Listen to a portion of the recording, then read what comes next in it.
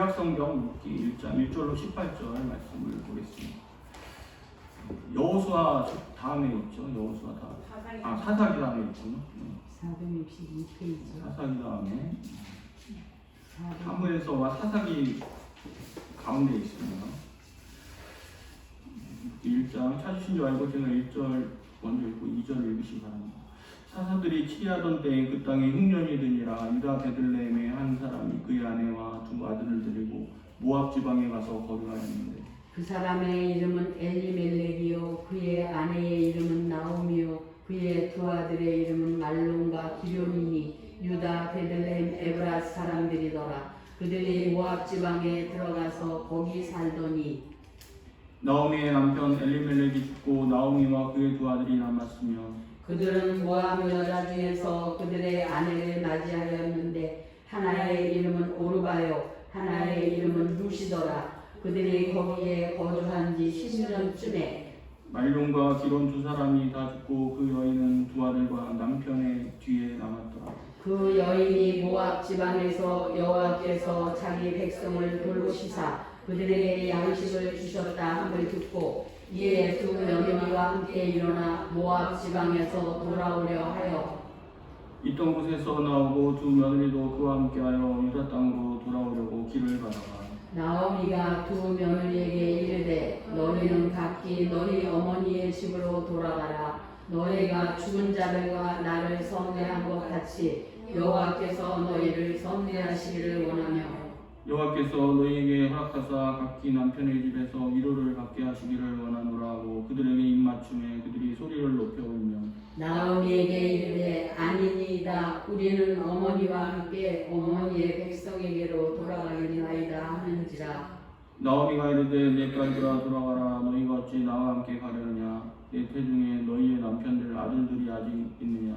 내 딸들아 되돌아가라. 나는 늙었으니 남편을 두지 못할지라. 가령 내가 소원이 있다고 말하다든지 오늘 밤에 남편을 주어 아들들을 낳는다 하더라도 너희가 어찌 그들이 자라기를 기다리겠으며 어찌 남편 없이 지내겠다고 결심하겠느냐. 내 딸들아 그렇지 아니하니라. 여호와의 손이 나를 치셨으므로 나는 너희로 말미암아 더욱 마음이 아프도다 하며 그들이 소리를 높여 다시 울더니 오르바는 그의 시어머니에게 입맞추되 룻은 그를 쫓았더라. 나오미가 또 이르되 보라 내 동서는 그의 백성과 그의 신들에게로 돌아가나니 너도 너희의 동서를 따라 돌아가라 하니 룻이 이르되 내게 어머니를 떠나며 어머니를 따르지 말고 돌아가라. 강간하지 마옵소서. 어머니께서 가시는 곳에 나도 가고 어머니께서 머무시는 곳에서 나도 머물겠나이다. 어머니의 백성이 나의 백성이 되고 어머니의 하나님이 나의 하나님이 되시리니 어머니께서 죽으시는 곳에서 나도 죽어 거기 붙일 것이라. 만일 내가 죽는 일 외에 어머니를 떠나면 여호와께서 내게 벌을 내리시고 더 내리시기를 원하나이다 하는지라. 나오미가 룻이 자기와 함께 가기로 굳게 결심함을 보고 그에게 말하기를 그치니라. 아멘. 나오미와 룻의 사랑이라는 제목으로 말씀을 증거하도록 하겠습니다. 그 5월 가정의 날을 우리가 지나면서 이 가정을 유지하는 핵심이라고 할 수 있는 이 사랑에 대해서 다루고 있습니다. 지난주에 고린도전서 13장을 통해서 이 사랑이 무엇이고 얼마나 중요하고 또 우리가 어떻게 사랑할 수 있는지를 살펴보았습니다. 그런데 오늘 이렇게 룻기 말씀을 통해서 이 사랑을 통해 가정을 지킨 실제 사례를 살펴보면서 우리가 어떻게 가정에서 가족들과 사랑의 관계를 이루어갈 수 있을지 살펴보도록 하겠습니다. 오늘날 가정은 큰 위기를 겪고 있죠.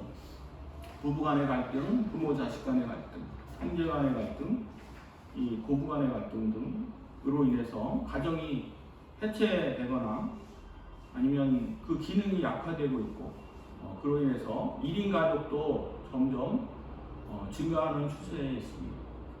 이러한 시대 풍조 속에서 룻기는 이 가정의 위기를 극복할 수 있는 길을 제시해주고 있습니다. 1절 함께 보겠습니다.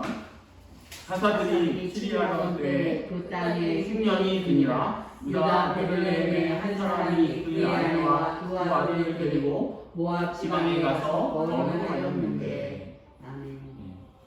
이 사사들이 치리하던 때라고 시대 배경을 말씀해주고 있습니다. 이것은 바로 사사 시대를 말하는 것입니다.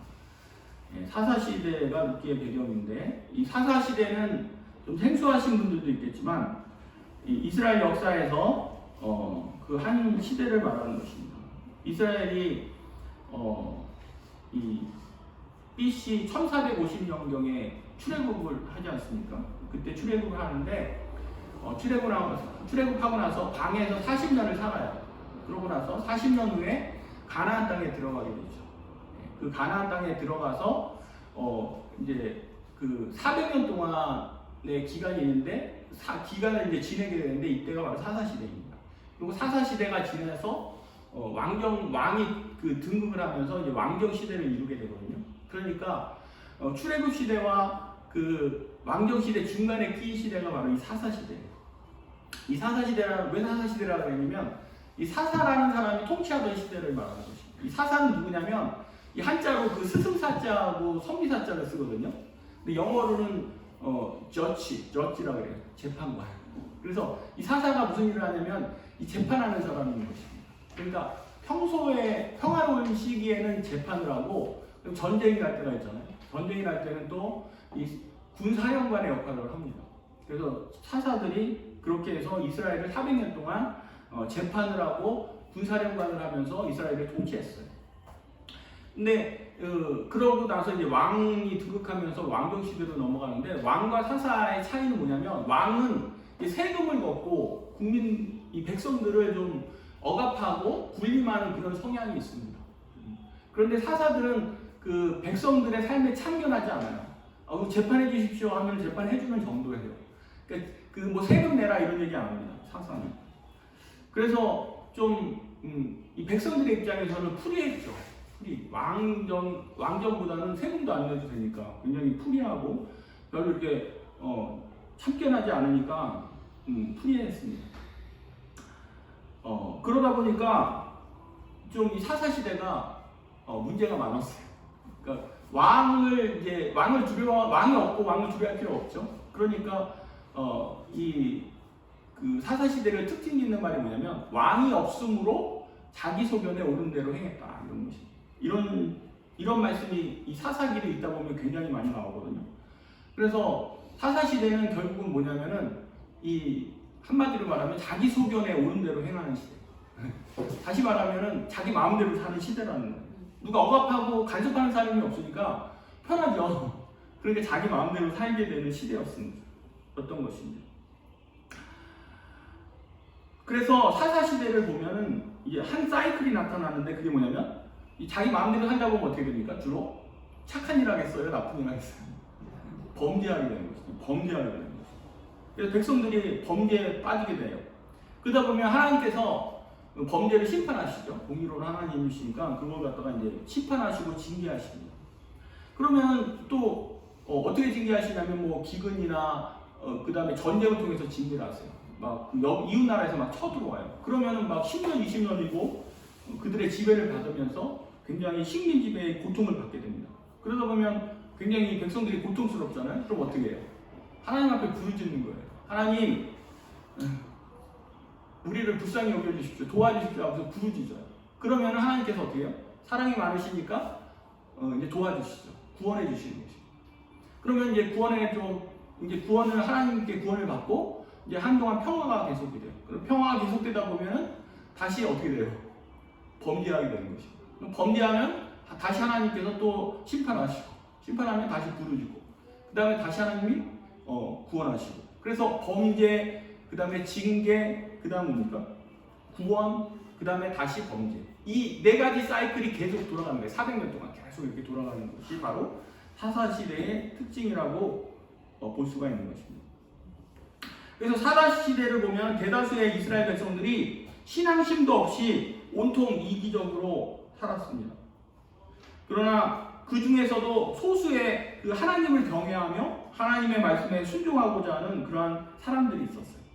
근데 그런 사람들이 뭐 특별한 사람들이 아니고 평범한 사람들이었다는 것입니다. 평범한 사람 중에서 그런 하나님을 경외하고 말씀대로 순종하는 사람들이 있었는데, 그러한 평범한 사람들을 통해서, 평범한 하나님을 경외하는 사람을 통해서 하나님의 뜻을 이루어 가신다는 것을 이 루키 말씀이 보여주고 있는 것입니다. 이 사사기를 읽다 보면은, 이 루키 앞에 나와 있는 사사기를 읽다 보면 전체적으로 굉장히 암울한 느낌을 받아요. 그러니까 계속 범죄하고 징계받고 이러니까 굉장히 암울한데, 이 사사기를 지나서 루키를 읽다 보면 굉장히 훈훈한 느낌이 많이 듭니다. 전체적으로 훈훈해지고 진한 감동이 몰려오는 것이 바로 루키에 대한 기록입니다. 이 루키는 이 룻이라는 여인에 대한 기록인데, 이 룻은 이방 여인이에요. 이스라엘 여인이 아니고 이 모압에서 온 이방 여인인데, 그럼에도 불구하고 그녀는 하나님을 경외했습니다. 그리고 하나님의 말씀대로 살고자 했어요.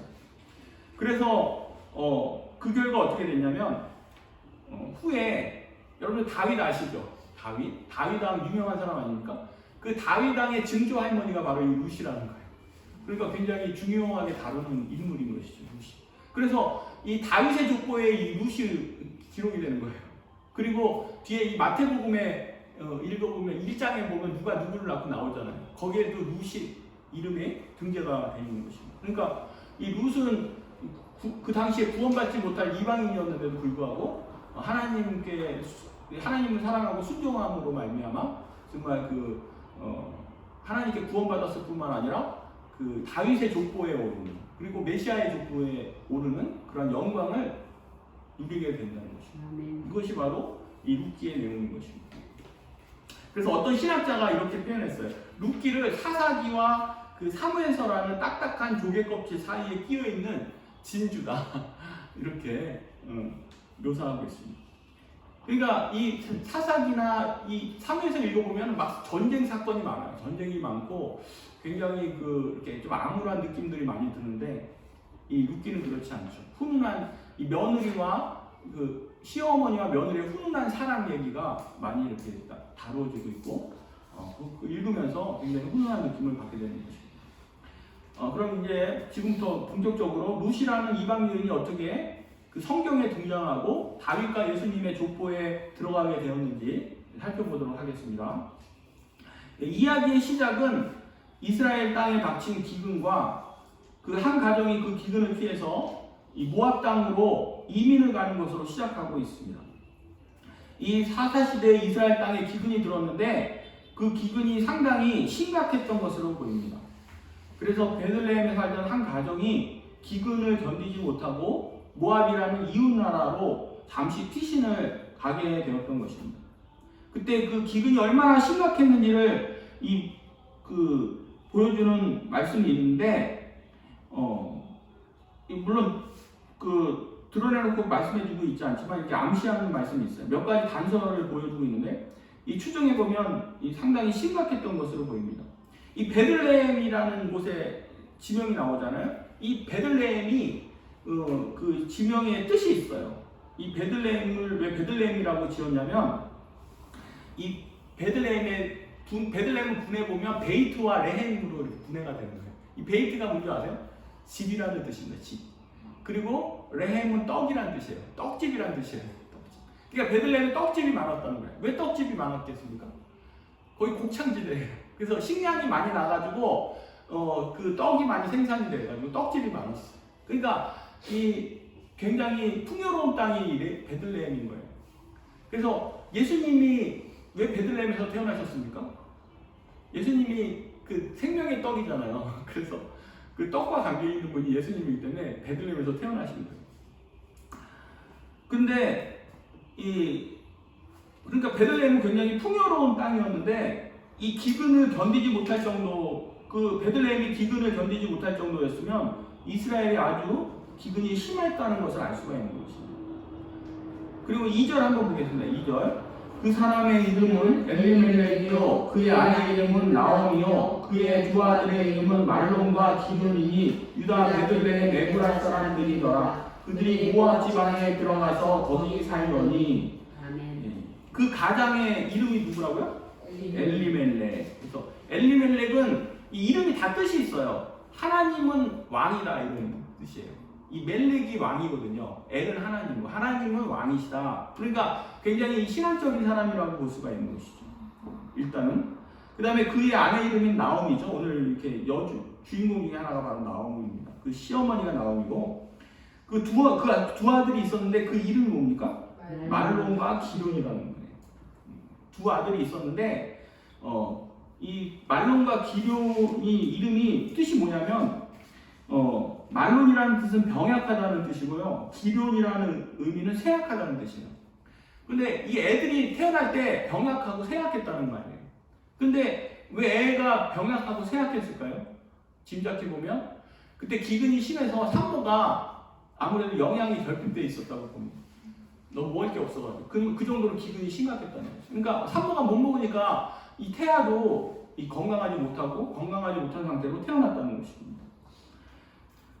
그러니까 이 산모가 보통 이렇게 산모가 아무리 먹을 게 없다고 그래도 산모는 좀 잘 먹게 되잖아요. 근데도 불구하고 잘 먹지 못했다는 것은 그만큼 기근이 심했다는 것을 보여주고 있는 것입니다.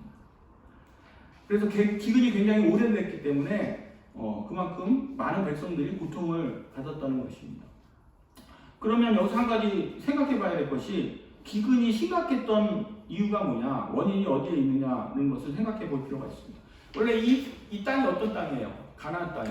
바로 젖과 꿀이 흐르는 가나안 땅인 거예요. 그리고 하나님 축복하시는 땅인데도 불구하고 이렇게 장시간에 기근이 계속됐다는 것은 뭘 의미합니까?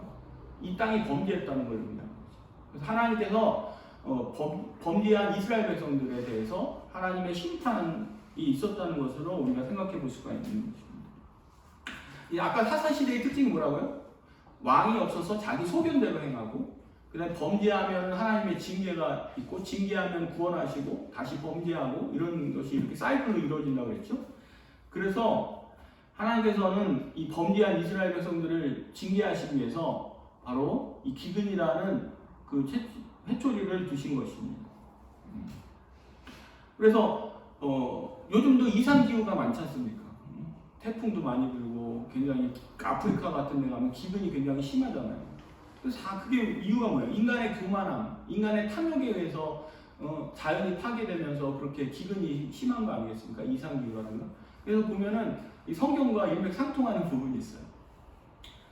하나님께서 사람을 징계하실 때 쓰는 방법 3가지가 있는데, 그게 뭐냐면 하나가 이 기근이고, 하나 또 뭐가 있습니까? 전쟁. 전쟁이 있고 또 하나 뭐가 있죠? 전염병. 근데 오늘날 이 3가지 딱 일어나고 있잖아요. 지금 인류가 이 3가지 때문에 얼마나 고통받고 있습니까? 코로나 때문에 고통받죠. 우크라이나 전쟁 때문에 고통받고 있죠. 이상기후 때문에 고통받고 있죠. 참 이런 거 보면은 하나님 말씀이 정말 이 동서고금을 막론하고 옛날이나 오늘날이나 똑같이 이게 하나님 말씀이 정말 진리라는 사실을 깨닫게 되는 거예요. 그래서 왜 이렇게 전쟁이 심하고 기근이 심하고 이상기후가 심하고 전염병이 막 이렇게 만연하냐? 많은 사람들이 그 원인을 생각할지 모르겠지만 우리 크리스찬들은 어떻게 생각해야 돼요? 이게 하나님의 징계구나. 이렇게 하면서 우리 크리스찬들이 정말 정신 차리고 깨어서 정말 기도하고 회개하고 그래야 될 것 같습니다. 아멘.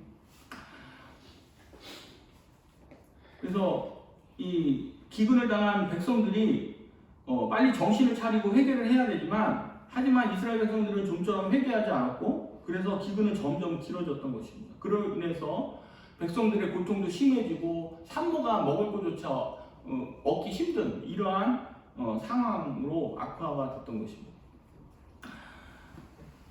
그러자 이 엘리멜렉 가정이 더 이상 참지 못하고 고향을 떠나서 모압으로 피신을 하는 것을 볼 수가 있습니다. 하지만 그러한 결정은 결과적으로 더 큰 불행을 초래하게 되었어요. 기근은 피했을지 모르지만 이 3절을 보면 무슨 내용이 나오죠? 3절을 한번 보세요. 읽지 않더라도 남편이 덜컥 죽어버리잖아요. 그러니까 이게 지금 문맥을 살펴보면 남편이 이주하자마자 얼마 지나지 않아서 죽었다 그래요. 금방 죽은 거예요.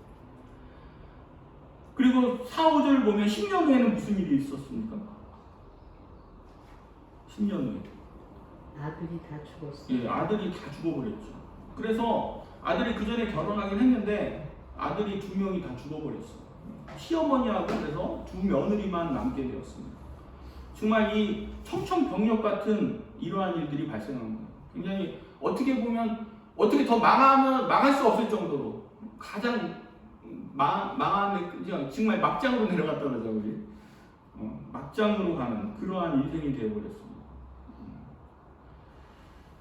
예, 그래서 기근은 피했을지 모르지만 이 남편이 죽고 자녀가 죽는, 아들이 죽는 이 비참한 상황에 직면하게 된 것이죠.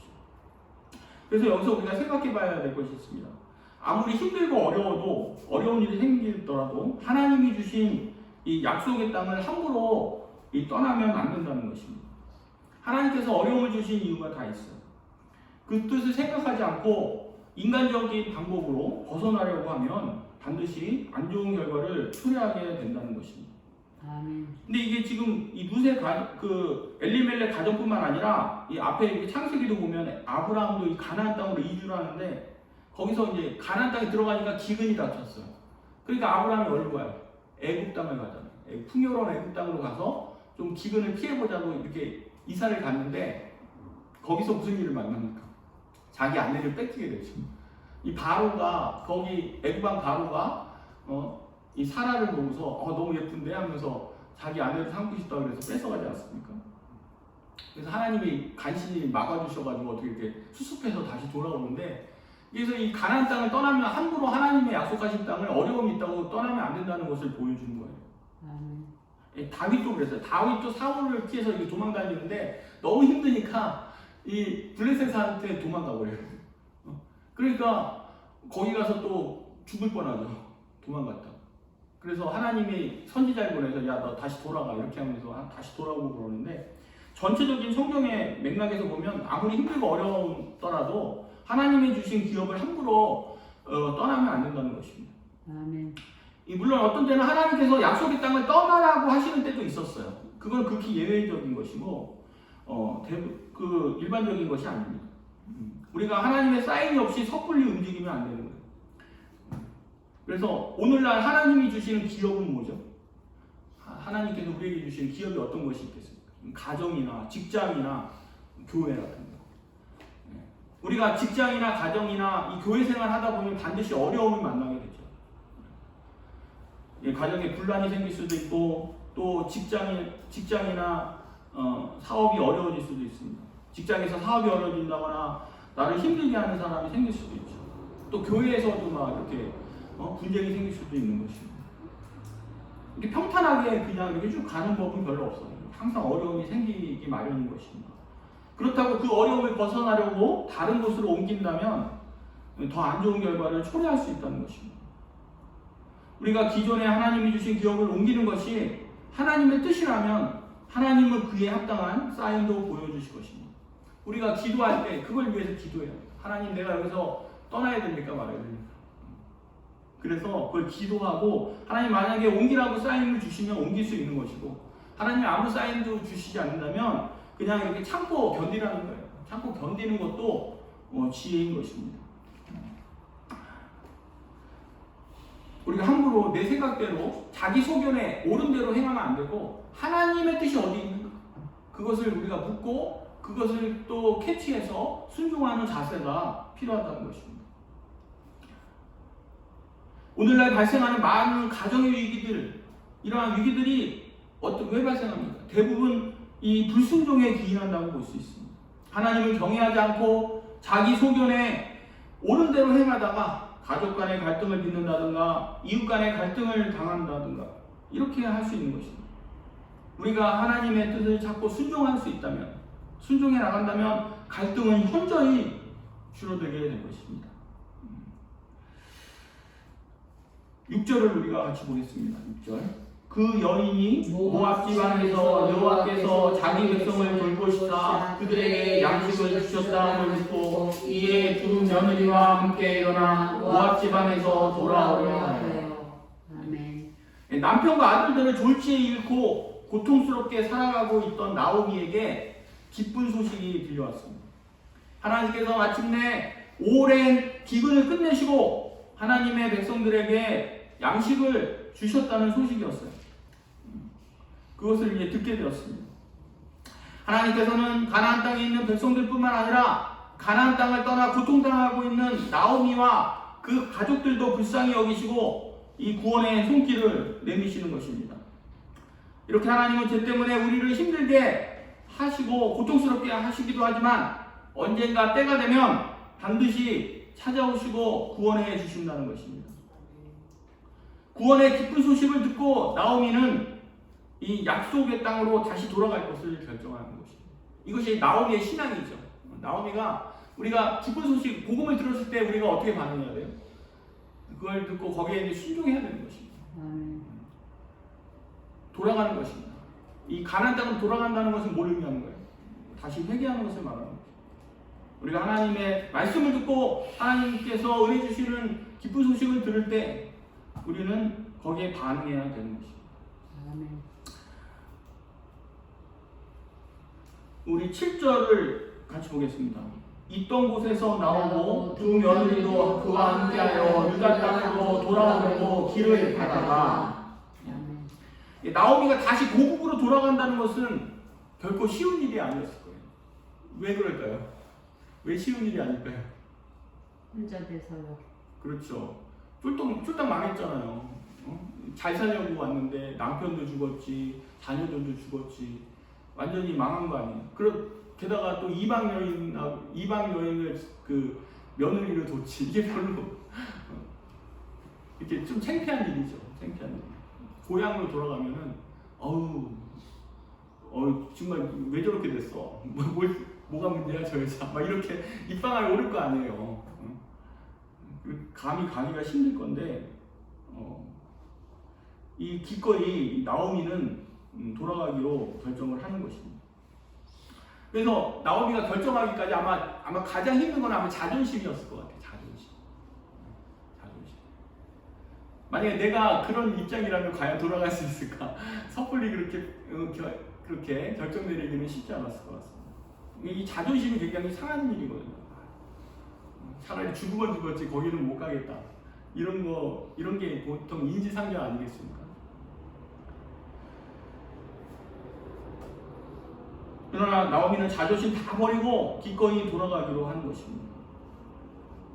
여러분들 그 집 나간 탕자가 다시 집으로 돌아가는 거 아시잖아요. 다시 집으로 돌아가지 않습니까? 그거 비슷하죠. 아버지한테 재산 받아가지고 나와가지고 재산 다 탕진하고 다시 집으로 돌아가는 게 얼마나 힘든 일이에요. 그러나 그는 그 자존심 버리고 기꺼이 다시 집으로 돌아가게 되는 것입니다.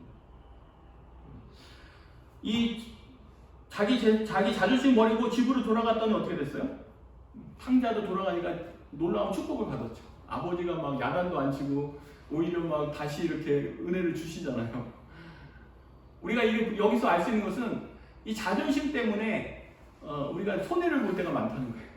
자존심 지키느라고 막 이렇게 하면 그 인간관계에서 걸림돌로 많이 작용. 하나님과의 관계에서 인간관계에서 걸림돌로 많이 작용합니다. 그래서 우리가 이 알량한 자존심을 내려놔야 돼. 알량한 자존심 지키려고 하다가 정말 인생이 더 안 좋은 나락으로 빠져들게 되는 것입니다. 우리가 자존심을 내려놓으면 하나님과의 관계 그리고 인간관계도 훨씬 좋아지고 은혜도 많이 받게 되는 것입니다. 옛날에 어떤 자매가 나한테 중매를 서달라 그래가지고 내가 이제 중매를 서줬더니 소개팅을 주선했더니 이 자매가 싫다고 퇴짜를 났어요. 그런 사람하고 안 봐요. 그래? 그럼 너 다음부터 안 해준다. 그랬더니 이제 한참 지났어요. 그랬더니 나한테 와서 미안하다고 그러더라고요. 죄송해요 목사님 그러면서 근데 다시는 안 그렇게 그러더라니까요. 그래가지고 내가 그래? 그럼 다음에 해줘야 되겠네 해서 다음에 소개팅을 해줬는데 세상에 그 소개팅 해준 사람하고 결혼했어. 그런 말 하기도 쉽지 않잖아요. 미안하다고. 네. 그래서 저는 항상 그게 기억이 나요. 그 자매 참 신통하다는 생각이 들었습니다. 참 우리가 자존심 때문에 미안하다는 말도 하기 어렵고 자존심 때문에 부탁하기도 어렵고 막 그럴 때 굉장히 많잖아요. 우리가 어떤 때는 자존심 때문에 하나님 앞에 기도도 좀 잘 안 될 때가 있어요. 내가 여태까지 기도 안 했는데 이거 어려운 일이 있다고 기도한다는 게 또 좀 자존심 상하는 일일 수도 있고 그렇지 않습니까? 그러나 하나님께서 우리 자존심 다 내려놓고 하나님께 빈손으로 이렇게 나오기를 바라시는 것입니다. 알량한 자존심 지키다가 우리가 많은 것을 잃어버리는 그런 우리를 범하면 안 되는 것입니다. 이 나오미가 고국으로 이제 돌아오게 됐잖아요. 자존심 버리고 이제 다시 고향으로 돌아오는데 한 가지 심각한 문제가 있었어요. 그게 뭐냐면 이 두 며느리 이름이 뭡니까? 룻과 오르바인데 이 두 며느리를 데려가야 할지 말아야 할지에 대한 이 고민인 거예요. 6절에 보면 뭐라고 나오죠?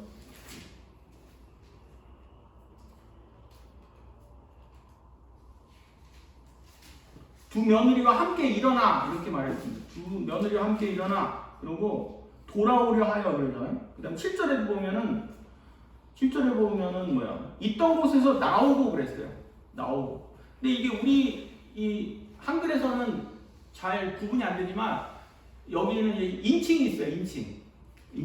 그러니까 이게 3인칭 단수로 쓰였다는 거예요. 그러니까 동사가 인칭이 있잖아요. 영어도 보면은 인칭에 따른 동사가 있지 않습니까? 1인칭에 따른 동사가 있고 2인칭에 따른 동사가 있잖아요. 3인칭에 따른 동사가 있고. 그런데 이 히브리어에서도 그렇다는 거예요. 근데 이게 지금 복수잖아요. 며느리와 시어머니가 복수인데 복수 동사를 써야 되는데 지금 단수 동사를 쓰고 있다는 것입니다. 왜 그러냐면 이것은 이 시어머니와 며느리가 갈등하고 있다는 거예요. 시어머니가 이 며느리를 데려가야 될지 말지 갈등하고 있는 것이고 며느리들도 저 시어머니 따라가야 되나 말아야 되나 갈등하고 있다는 것을 지금 암시하고 있는 그러한 단어라는 것입니다. 시제라는 그 인칭이라는 것입니다. 시어머니와 나오미는 시어머니 나오미는 왜 며느리를 데리고 돌아가는 것을 껄끄러워했을까요? 9절에 보면 그 이유가 나와 있습니다. 9절을 한번 같이 읽겠습니다. 여호와께서 너희에게 허락하사 각기 남편의 집에서 위로를 받게 하시기를 원하노라 하고 그들에게 입맞춤에 그들이 소리를 높여 울며. 그러니까 며느리들을 생각하는 거예요. 니네들이 돌아가서 지금 남편의 집에서 살아라. 좋은 남편 만나서 살라는 그런 얘기입니다.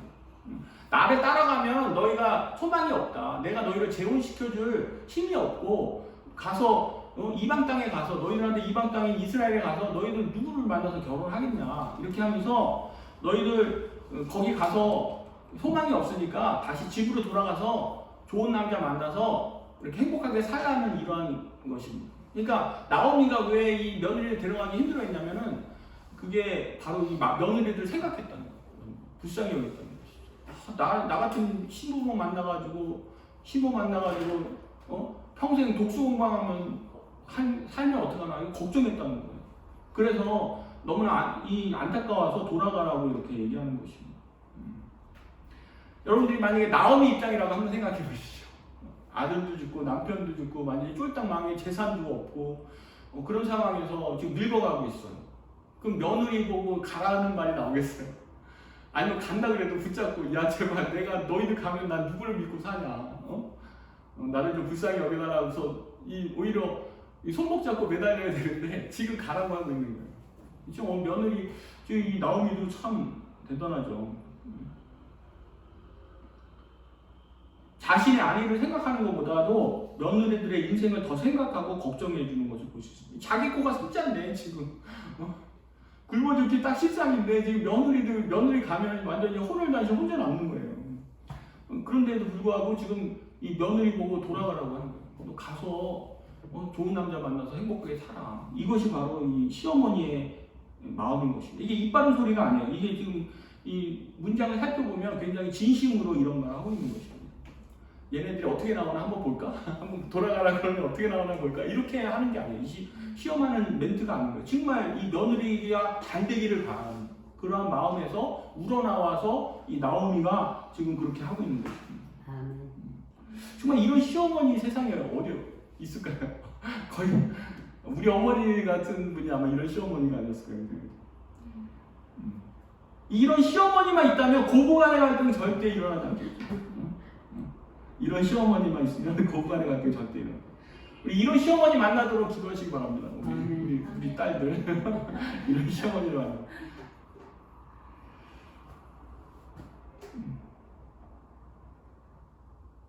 우리는 살면서 인간관계에서 갈등을 많이 경험하죠. 특히 가까운 가족일수록 더 많은 갈등을 겪게 됩니다. 가장 큰 갈등이 부부간의 갈등일 것이고, 그 다음에 이 고부간이나 이 장인 장모하고 사위하고도 갈등을 하더라고요. 이번에 이사 갔는데 저 옆에 사무실에 있던 사람이, 그 사장이 맨날 나보면 자기 그 장인어른 불평하는 거예요. 콤플레인하는 거예요. 이 장인어른이 맨날 자기한테 잔소리를 한다는 거예요. 잔소리. 그래서 장인어른이 부자여서 이렇게 뭐 이렇게 잘 베풀고 그러는데 도와주긴 하는데 맨날 잔소리를 해가지고 너무 힘들다는 거예요. 그래서 힘들어하는 것을 봤습니다. 갈등이 있는 것이죠. 가까운 가족들끼리 갈등하는 것을 볼 수가 있습니다.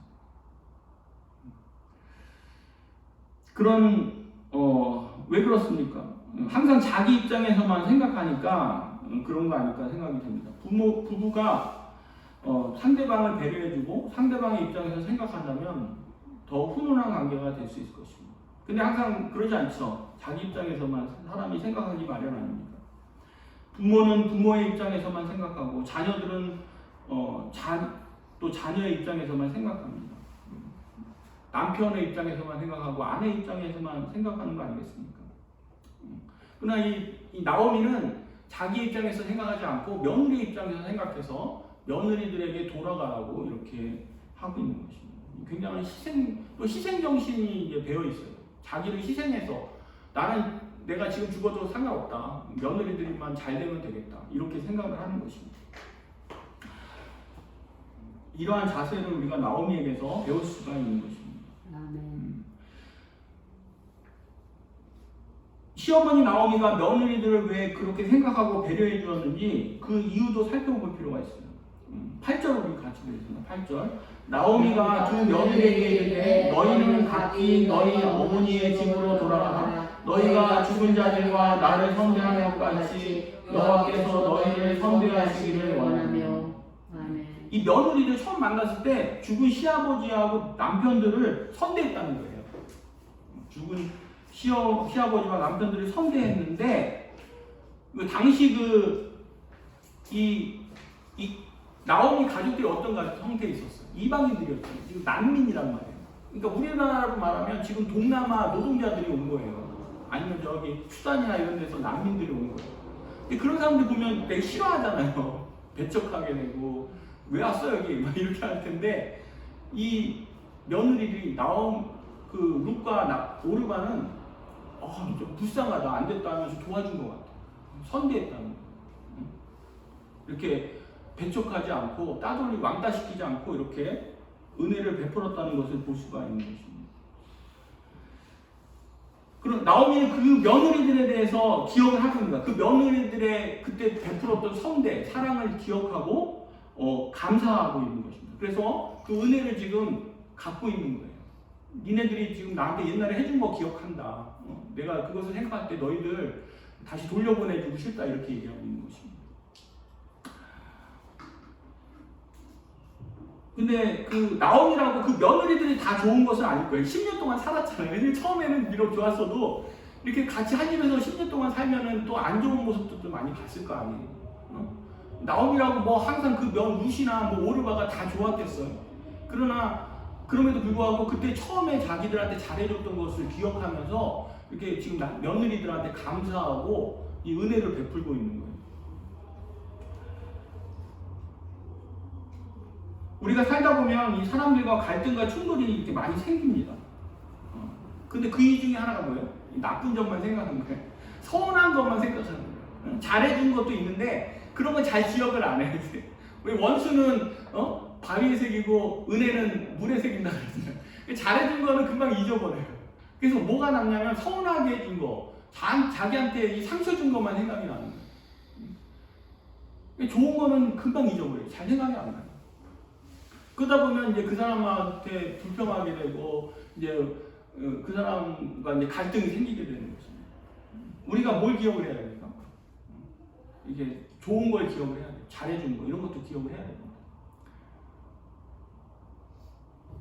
우리 집사님 좋은 것만 기억하시다 그랬는데 부부싸움하면 이제 감사하지 뭐 참고 그런다 그랬는데 그런 자세가 필요한 거예요. 아멘.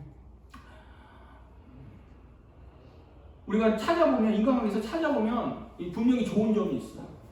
그걸 생각을 하셔야 돼요. 그리고 감사하는 그런 자세를 우리가 가져야 되는 거죠. 이 나쁜 점만 생각하면 안 됩니다. 잘해주는 것은 당연한 것으로 생각하고 잘못한 것만 문제 삼으면 안 되는 것입니다. 우리가 가까운 사람들에게 좋은 점에 대해서 생각하고 감사하는 마음을 가질 줄 알아야 하는 것입니다. 아멘. 네, 14절을 우리 같이 보겠습니다. 그들이 소리를 높여 다시 울더니 오르가는 그의 시어머니에게 입맞추되 룻은 그를 붙쫓았더라. 아멘. 시어머니의 강곡한 설득에 며느리 오르가는 결국 발길을 돌려 친정으로 돌아갑니다. 이 오르바가 룻이 손윗동서예요. 오르바는 손 아랫동서. 손 아랫동서 오르바가 이제 친정으로 돌아가 버리고 말이죠. 가란다고 또 가면 안 되죠. 가란다고 갔어요. 그래서 오르바는 친정에 돌아가서 재혼하고 행복하게 살았을지는 모르지만 하나님 나라 백성은 되지 못합니다. 그 후에 오르바라는 이름은 등장하지 않죠. 여기서 알 수 있는 것은 이 하나님이나 가족 주위 사람들을, 가족이나 이 주위 사람들을 배려하지 않고 자기 자신만 생각하는 사람은 비록 편하게 잘 살 수 있을지 모르지만 하나님과 상관없이 살게 된다는 것입니다. 그리고 하나님의 은혜도 받지 못한다는 것이죠. 하지만 이 며느리 룻은 절대 돌아가지 않았어요. 시어머니를 따르겠다고 선언합니다. 그래서 어떻게 붙쫓았다라고 그러잖아요. 룻이 시어머니 이 나오미를 붙쫓았다는 이러한 단어가 등장하고 있어요. 여러분들 이 붙쫓았다는 말 우리가 씁니까 안 씁니까? 안 쓰죠. 이 굉장히 독특한 단어인데 이 붙쫓았다는 이 번역인가요? 히브리어를 번역한 건데 이게 언제 쓰는 단어냐면 이 남자와 여자가 연합하여 한 몸이 되었다고 쓸 때 이 단어를 쓴다고 그래요. 그러니까 룻은 시어머니를 어떤 마음으로 따른 거예요? 남편처럼 생각하고, 내가 남편처럼 저분을 남편이라고 생각하고 따라야겠다 이렇게 생각한 것 같아요.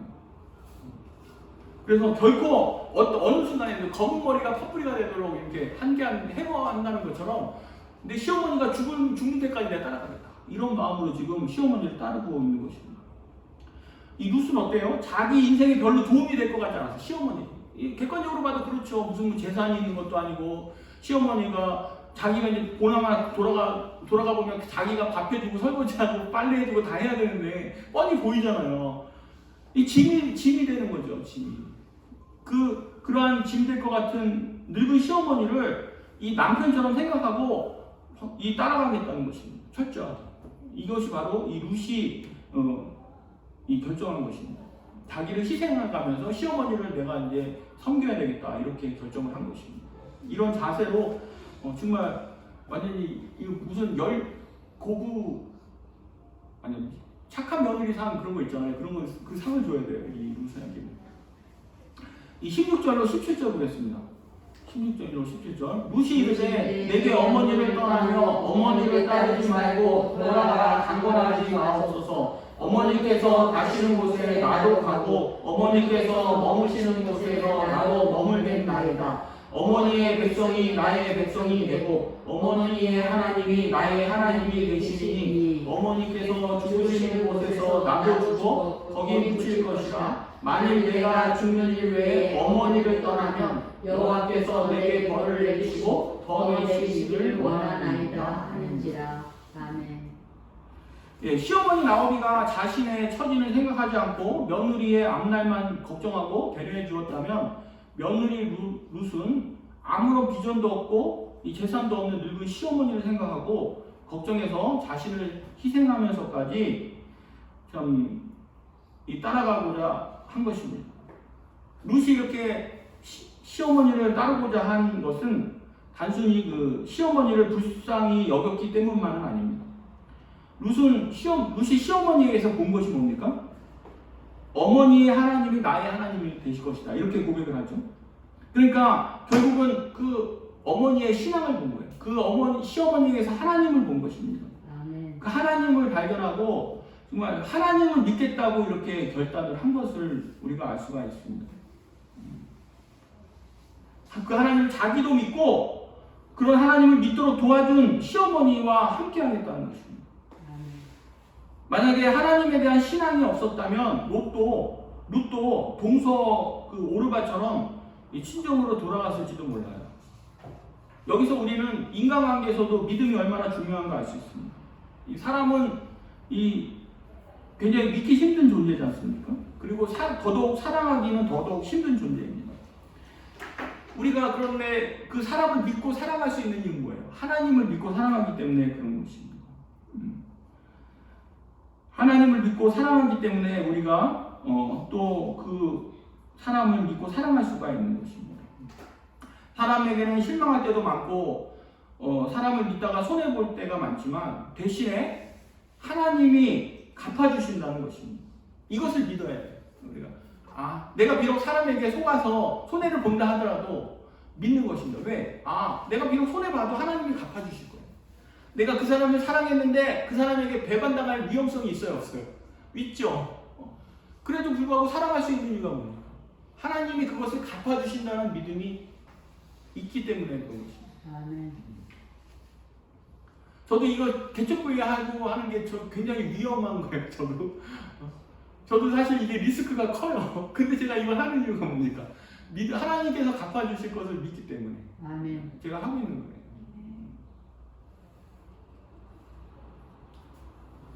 요즘 뭐 부모 자식 간에도 그러잖아요. 부모 자식 간에도 어떤 데 보니까 40대, 50대 절대 하지 말아야 될 일이 있대요. 그게 뭐냐면 자녀에게 재산을 주면 안 된다는 거예요. 자녀들에게 재산을 섣불리 주면은 이렇게 나중에 부모가 쪽같이 한다 이거예요. 자녀들이 변심할 수도 있고 막 그런 얘기를 하더라고요. 40, 50대에 전혀 하면 안 된다. 그러니까 이것이 우리가 자녀들을 사랑하는 이유가 뭡니까? 자녀에게 받으려고 사랑하는 게 아니에요. 하나님을 믿고 그렇게 하는 겁니다. 하나님이 우리가 물론 자녀들에게 그 배반 당할 수도 있어요. 그러나 하나님이 갚아주신다는 것을 우리는 믿는 것입니다. 아멘. 걱정하지 마시죠. 우리가 이 세상에서 살 때 사람을 믿고 사랑할 때 반드시 그 결과가 따라오는 것은 아닙니다. 그러나 분명한 것은 하나님은 우리에게 갚아주시는 하나님이시라는 것입니다. 아멘. 그것을 우리가 룻에게서 볼 수가 있는 거예요. 이 룻의 며느리에 그 시어머니에 대한 사랑은 결코 허사가 되지 않았어요. 그는 엄청난 하나님 앞에 축복을 받은 것입니다. 아멘.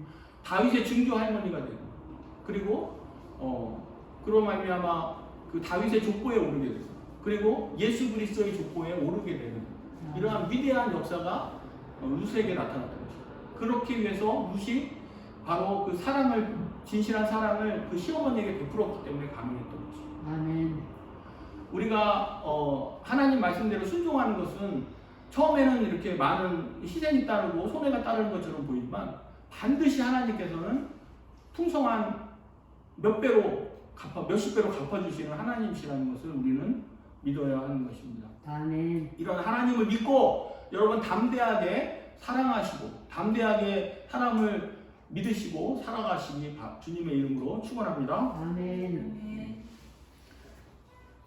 16절, 17절 읽고 말씀 마치겠습니다. 룻이 이르되 내게 어머니를 떠나며 어머니를 따르지 말고 돌아가라 강권하지 마옵소서. 어머니께서 가시는 곳에 나도 가고 어머니께서 머무시는 곳에서 나도 머물겠나이다. 어머니의 백성이 나의 백성이 되고 어머니의 하나님이 나의 하나님이 되시리니 어머니께서 죽으시는 곳에서 나도 죽어 거기 묻힐 것이라. 만일 내가 죽는 일 외에 어머니를 떠나면 여호와께서 내게 벌을 내리시고 더 내리시기를 원하나이다. 아멘. 기도하겠습니다. 하나님 아버지, 오늘 룻기 말씀을 통해서 나오미와 참 그 며느리 룻의 정말 진실한 사랑에 대해서 살펴봤습니다.